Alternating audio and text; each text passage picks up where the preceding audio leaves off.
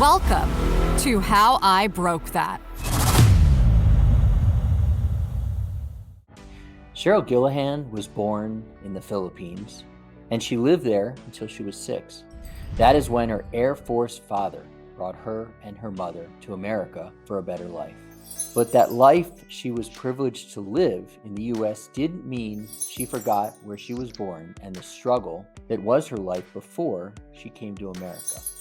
By listening to our show about this military brat and most benevolent entrepreneur, you will learn about how traveling around the world with her family gave Sheryle a unique perspective on the tough lives other children were living while she found a home in the States. Why Sheryle left the military herself after only 1 year to be a stay-at-home mom, and how she still wrestles with this decision today. And how this social entrepreneur is channeling her endless energy and desire to do good in this world into her digital media business. Breakers band together as we talk with super sweet and savvy Sheryle. Sheryle, join us. Hi, Josh. Great to be here today. Thank you so much. Yeah, I'm excited. We've had to put this off for various reasons, and I was like, we got to get it done. We got to get it done. So this happens to be the last show that we're going to do this year, and I think we get to end it with somebody who is super nice and driven. So I'm excited to get the show going. So thanks for joining. I'm honored. Thank you.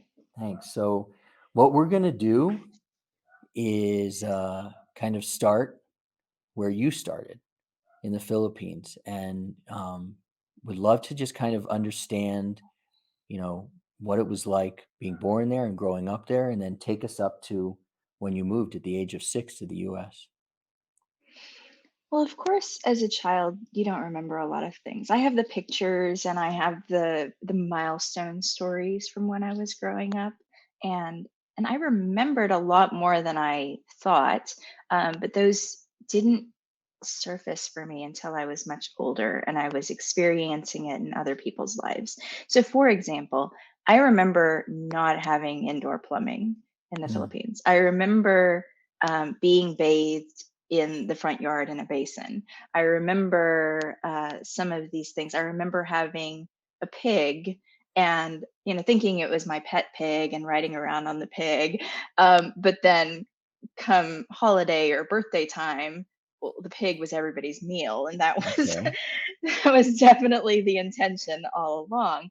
I remember my mother selling bananas Mm, and some of these things that I remember, but you don't know that you're poor when everybody around you is poor, and you don't know some of the things that your parents have to go through to give you the life that they want for you because you're a child, and all you know is the love in your home and the things that you get to experience because of what your parents provide.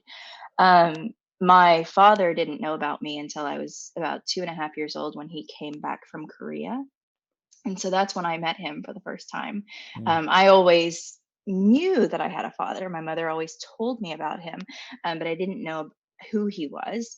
And she was sponsored, or I was sponsored, I guess, by the Pearl S. Buck Foundation to help, with medical care and food and the things that she needed to care for me. And when I was mm. about 18 months old, they gave me life-saving medical care. And so all these things I remember, and yet I didn't quite fully know until I was in my 30s. Yeah, it's sometimes I wonder if the show is more about you or me. Hopefully, it's about both in our audience. But we have, as you know, we spend time here in Mexico, and our daughter is experiencing that. And I wonder how much of this she'll remember, appreciate, wonder, what were my parents thinking by doing that?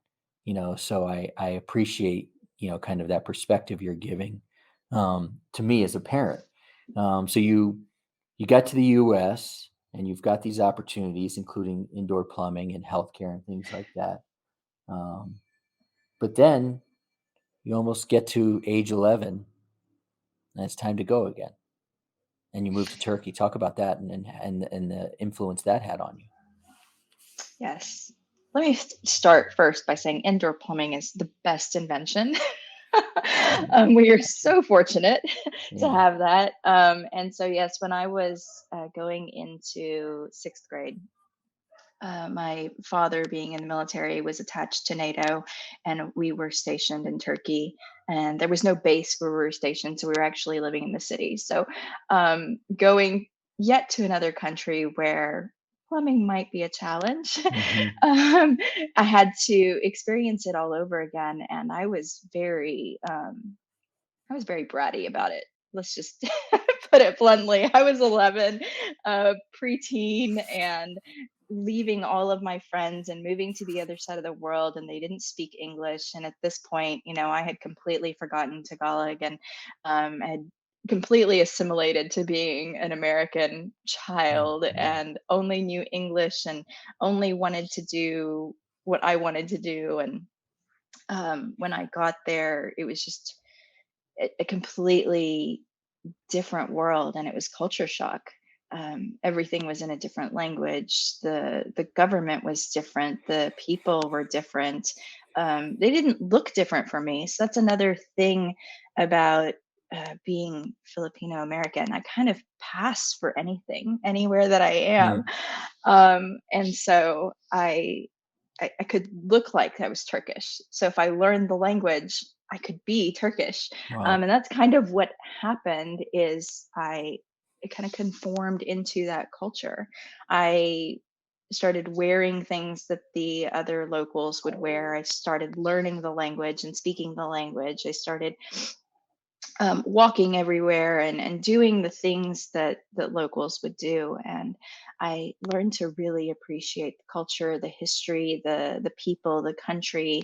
Learned to appreciate different religions while I Mm. was living there, and so it opened my eyes to a broader world again. And so, this experience that I had at a very critical moment in my life was something that shaped me, I think, because it showed me that there was something beyond my small town that I was growing up in, on a very sheltered military base where everybody was experiencing the same things with their Wow. families. It was helpful. And so maybe if you blend those two experiences, you kind of get to um, your senior year and joining the U.S. Army and to become a translator, an Arabic translator. So that's a blending of the military and your view on the world. And so talk about why you kind of made that decision, which was kind of leaving school early. hmm So that was actually my senior year of college, and I didn't have any direction, I don't think. I had a lot of passion for design and the arts, and but I didn't know what I wanted to do with my life. And this was really at a time when um, the digital world was emerging, and I didn't quite know what to do with it. There weren't a whole lot of jobs in that space yet, um, or like formalized jobs, I Yeah. should say. Everything was still pretty traditional, and but I was exploring and learning, and dabbling in the tech space and the digital space, learning how to code and things like that. But digital art wasn't quite as prominent at this point. Mm. I did think I was going to go into design and marketing. I was very influenced by marketing, and my reason for joining the army, I laugh and I tell people, it's because I watched the commercial the night before. They had a commercial about translators on TV, and I was just so moved by it. I said, "Wait, I can get paid just for speaking another language? I've done that Well, before. I can learn. I can learn another language." And I love people. I love communicating, and so I thought, "Yes, let's do this. That's what I want to do." I actually tried to go into the Air Force first, and because my father was in the Air Force for 26 years, and it's what I knew, and I definitely appreciated the experience and life that they sort of provided for me and my family. And I went to the recruiter's office, and they were like, "Well, we can't guarantee that you're going to be an Arabic translator." I was like, "Wait, why can't you? I that's what the want to do commercial it, said. and I can do it. I'm Yeah. telling you, I can do it." They were like, "No, that's not how it works." And so I was like, "Okay, well, I might be right back." And so I went to the Navy next because I love battleships. Why not? Because I lived in North Carolina and used to visit the battleship and thought, oh, that would be really fun to live on a battleship. and and then of course, they were like, "We haven't had battleships in a long time," and I was like, "Okay, Darn. well, never mind. That's the Gotta only go. reason it's the only reason I'm coming to you." Okay. And so then I went to the army. This is like Door number 3. I'm never gonna survive in the Marines. So I went to the army, and I was very adamant and specific. I said, "I saw this commercial. This is the job I want. I want to be an Arabic translator." And they were like, well, you don't necessarily get to choose the language that you want, but we can write it in your contract. And if you pass all the tests, then you can be an Arabic translator. Turns Hmm. out Arabic's supposed to be a really hard language to learn. And so you do have to get a certain score on the test to learn either Arabic or Mandarin. And so I said, okay, well, that's good enough for me. And, um, you know, just I'm going to pass the test. I had no doubt that I was going to pass the test. And so I took this Right. test and it was complete gibberish. I was like, what is this? This isn't even a real language. It's Wow. completely made up. And it's just an aptitude test for whether or not you're capable to reason things out in different languages. Hmm. And I passed with flying colors and I got to get everything that I wanted, but not before I went to basic training, which I thought I was never going to survive because Hmm. I have never done any kind of physical fitness in my life. I've never done sports. I'm not athletic. I couldn't do a single push up. They prepared me that I had to run a 1 mile run, and I don't think I've ever run 1 mile in my life before. Amazing. But But I survived, yeah, both mentally and physically. And it actually taught me that I was capable of doing a whole lot more than I realized I could do. for sure. And I, I don't want to say like I succeeded. I wasn't like excelling at the top or anything like that. Again, because I'm not very physically fit, but I definitely excelled and thrived and learned a lot about myself, a lot about my morals, a lot about what I care about, and a lot about trusting other people and companionship and Hmm. brotherhood, sisterhood, and just really depending on one another. There were a Yeah. lot of things that I learned being in the military. So why leave? I loved my job. I was actually kind of in the academic side of it and the language learning side of it. I was at the top of my class, alongside one other woman who was in the Marines. She and I were kind of fighting for first seat. um, I thought I was going to do this forever. I really loved the military lifestyle. I loved the structure of it. They take care of you too, medical care and Hmm. housing, and they take care of your family. Um, I got pregnant shortly after joining the military, and I thought, nope, I'm going to stay in. There's no way I'm going to get out of the military. But my schooling for AIT is what they call it, for learning Arabic was about 63 weeks long, and about 59 weeks into it, I was about 8.5 months pregnant, and I was crying every single day. And I knew that my next duty station was in Fort Huachuca for interrogator school, and it's 6 months, and you can't bring your family with you. Hmm. And I thought, I can't leave my baby for 6 months.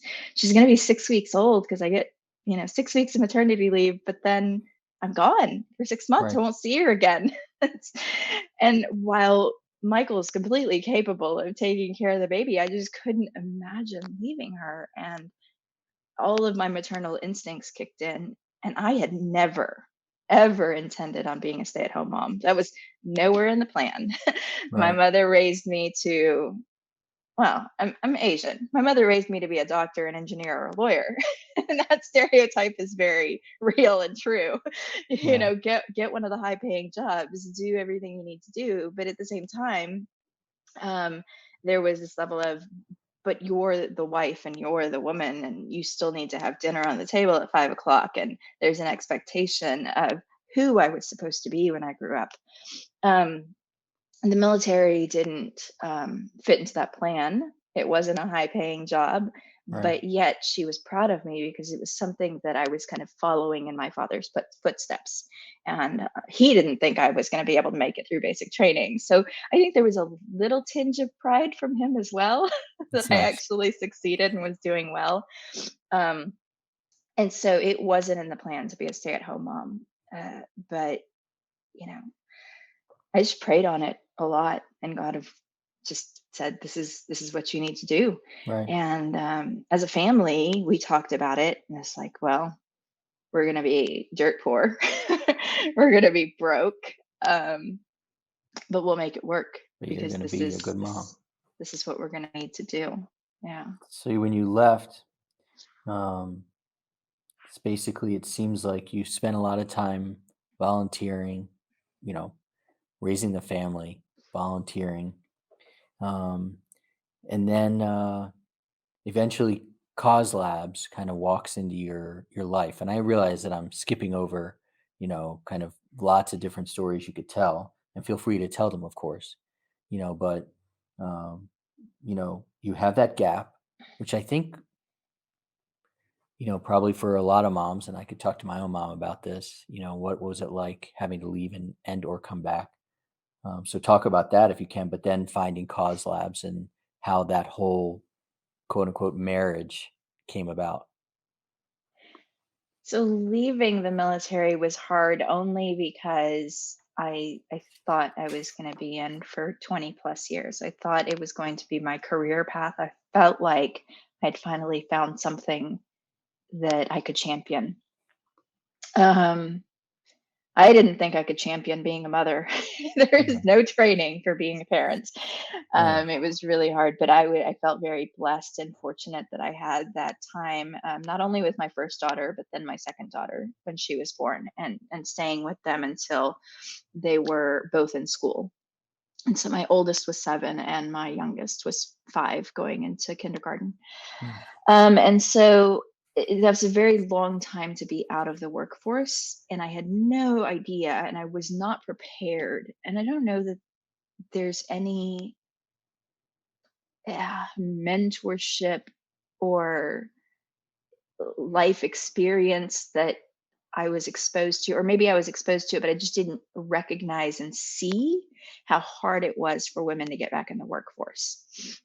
Mm. And so going back into the workforce, when I knew that Michael was likely going to be getting out of the military soon himself, just because he had been deployed and away from the children in their lives more than he had been home and present. And that was really weighing heavily on him. He was missing a lot of their childhood.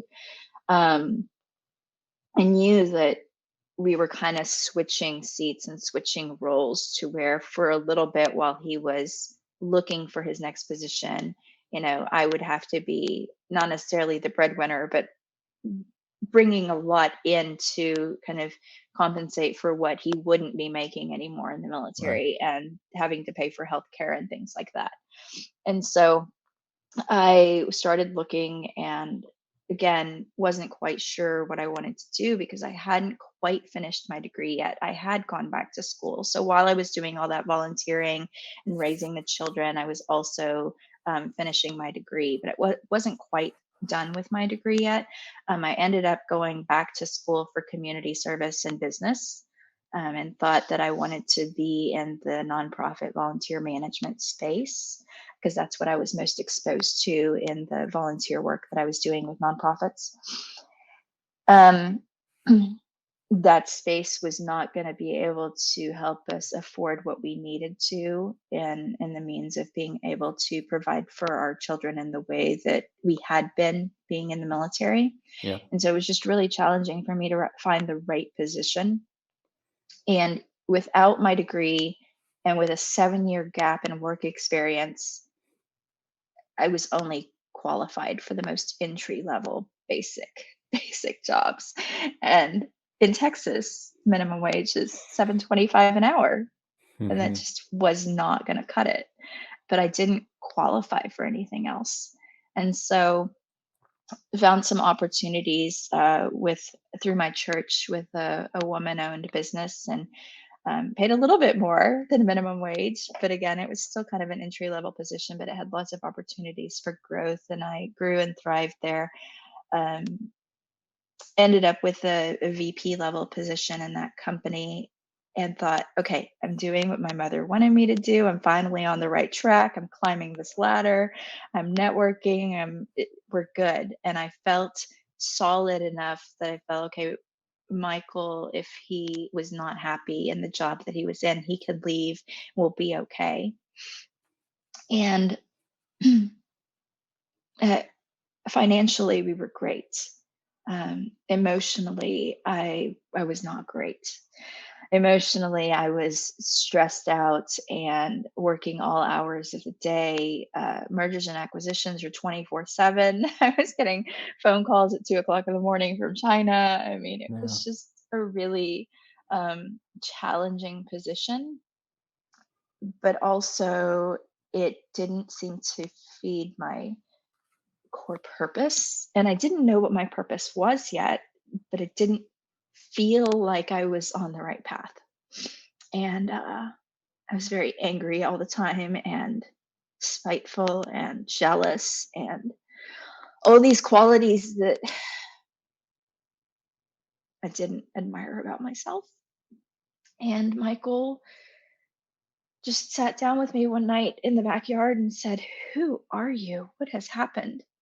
This isn't you. Like, you're being kind of hateful right now, and Mm. your language isn't, it's not right. It's not who you are." Sorry, I might cry. Um, it was a really hard time for me because I was doing everything right. Mm. And I was making more money than I'd ever made. And I was on the right track. Um, but he found a job on Craigslist. And he was like, "You should really take a look at this." And granted, this is when everything was on Craigslist. Right. um, Everything. everything. um, he said, "You should really take a look at this job."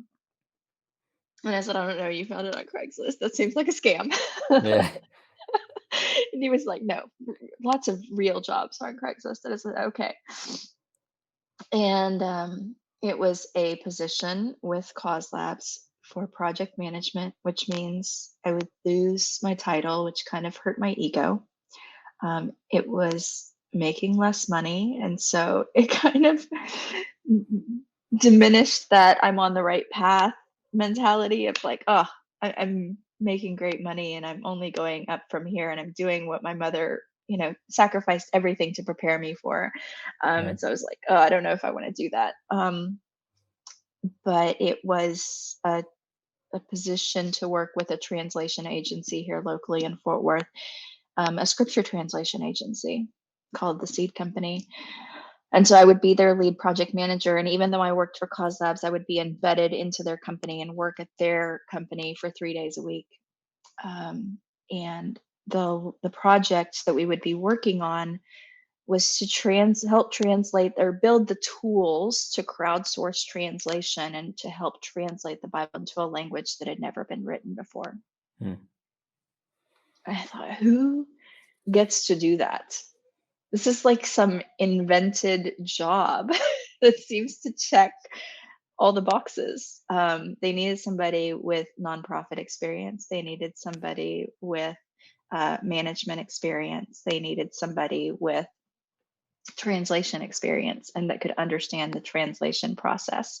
And they needed somebody with kind of a global perspective that could understand stepping into a very rural village and respecting and honoring the people and the experience that they bring to whatever project this was. And so Perfect. I was like, I think I'm perfect for this job. And I think Craigslist saves the day. the very last interview was a video interview, and I hate being on video. Honestly, still to this day, I get a little nervous being on video. and I recorded myself, and it was the worst video that I've ever made. It was so I got all dressed up in my collared shirts and fixed my hair and pulled it all back and was very robotic. I had a script.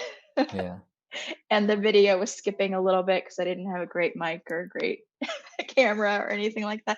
Worst video ever. But I said, um, I am perfect for this job. You will not find anybody else who will do this better than I will. And I remember when I was talking to the recruiter that was kind of liaising with them, he was like, "Well, I'm not going to tell them you're like a rock star. I'm going to, set it up so that you're qualified, of course." And I was like, "Wait, hold on. You better tell them I'm a rock star." Yeah. You're a rock star.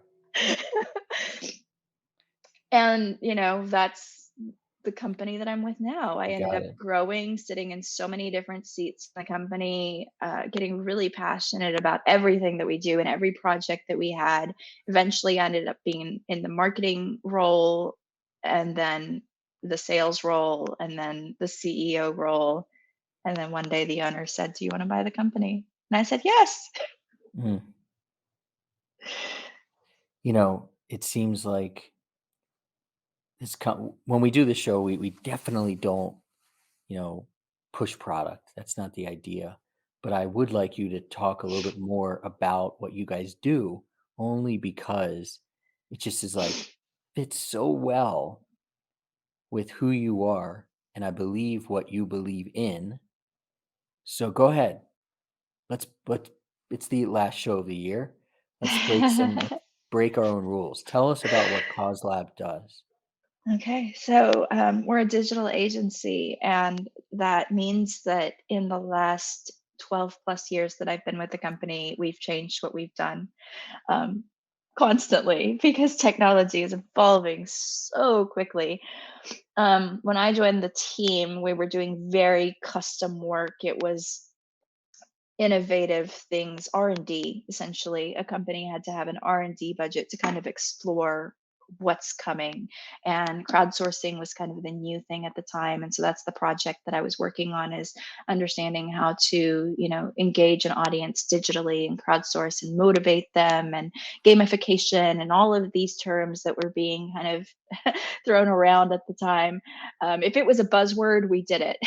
Okay. And if it was an emerging platform, we did it. I mean, we did mobile apps when there's an app for that, and everybody was coming to us for apps. We did smart TV apps. We did everything.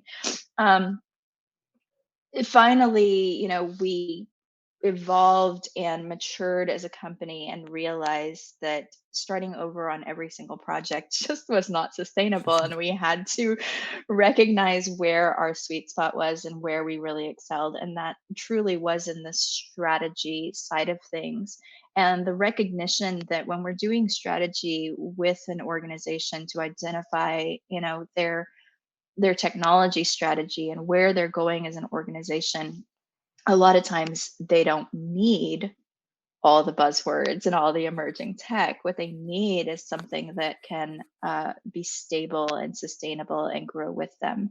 And so, as technology was evolving and we were evolving and maturing as a company, we finally landed on web technology.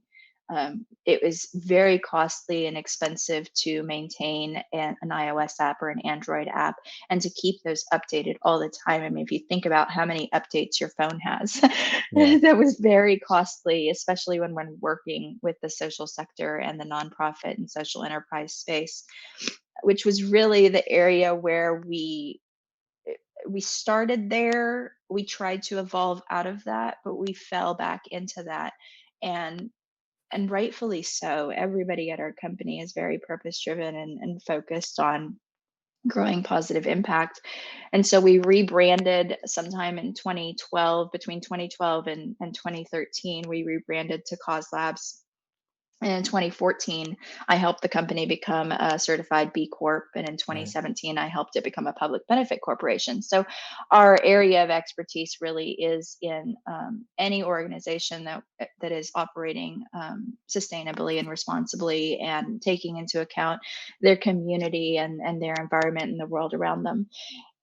while we focus on web technology, there's a lot of decisions that we can make through our organization or that we can make through the technology that we're using or the ways in which we integrate features like community features, for example, into a website or a web application that can really help create positive impact and bring people together.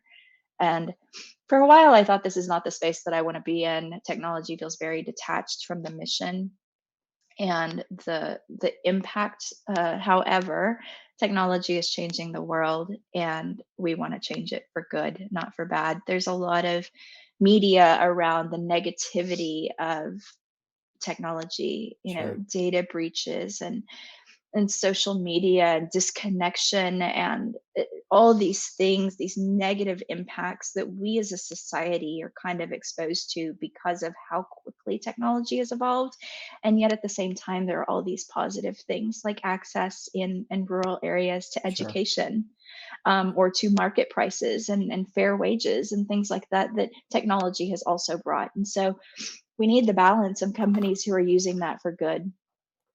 So you talked us through, and you sound like you've got it. You got it in your heart. You got it in your head. And then the two of the words that a CEO does not want to hear. Well, three. Um, Two words: IRS audit and pandemic roll into your life. So you've got everything stable. We're rolling along. We're charging along. And I can a little bit relate to this. My company, my enrichment company, aftercare company, was acquired in February of 2020. Well, we signed a letter of intent to be acquired, and it was rescinded 1 month later as the pandemic hit.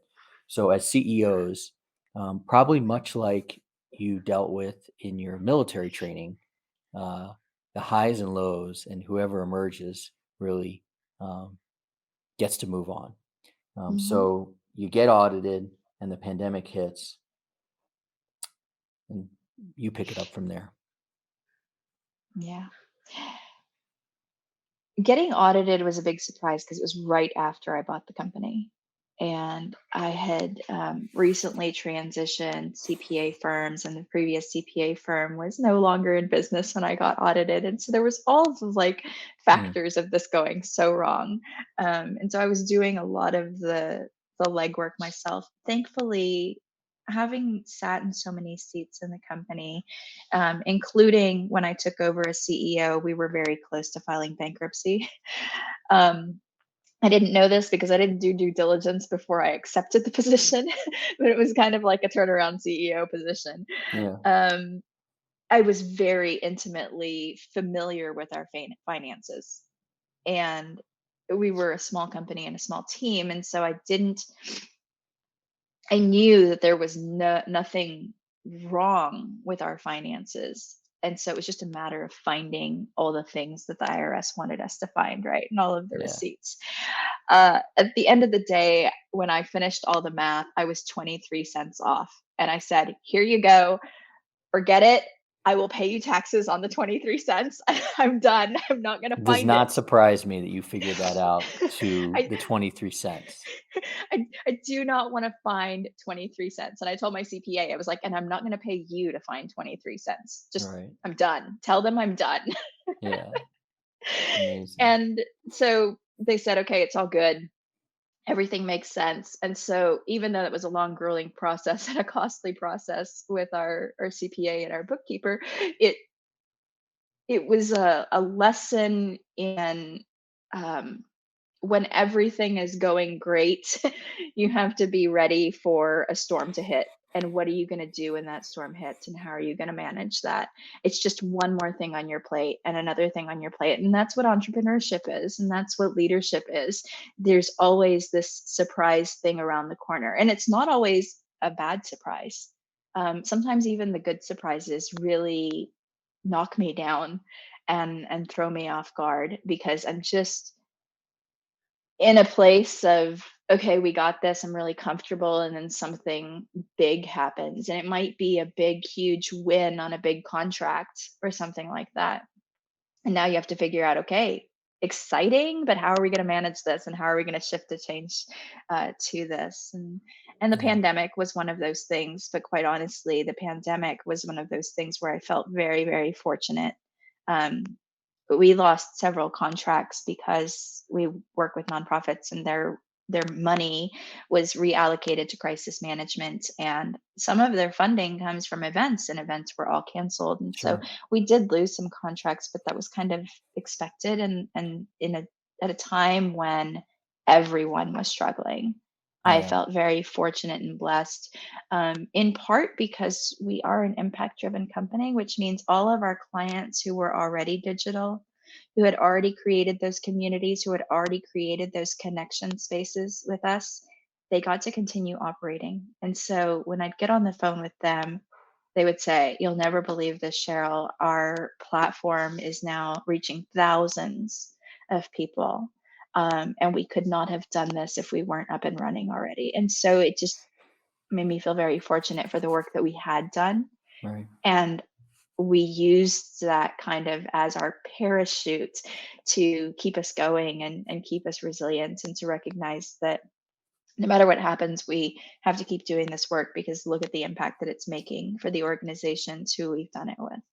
Yeah. The whole story really resonates with me, of especially we're in the, I think we have a new client coming on, that we're going to get to work with. And I don't honestly think I gave myself 5 minutes to be excited about it. And I started worrying and thinking and wondering if we're gonna be a good fit. And we are, and I know that.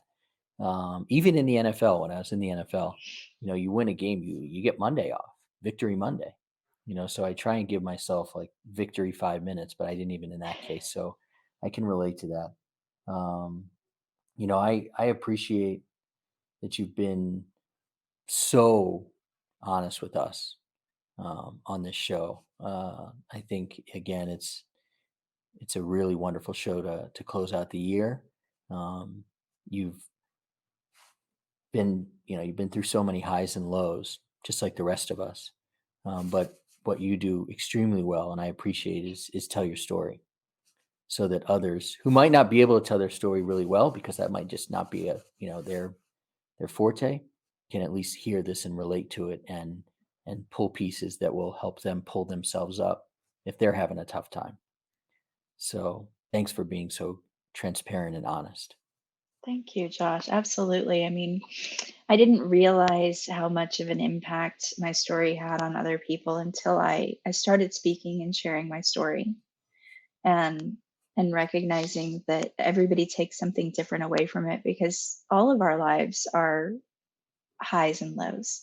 All of our lives have challenges, and whether or not you're in entrepreneurship or you're a stay-at-home mom or you're in the military, like I happen to have like this wide range of experience in very different things, but we all experience those moments. And like I said, sometimes it's the highs that knock us down. It's not always the lows, Yeah. and so sometimes we just have to understand how to manage and deal with those things.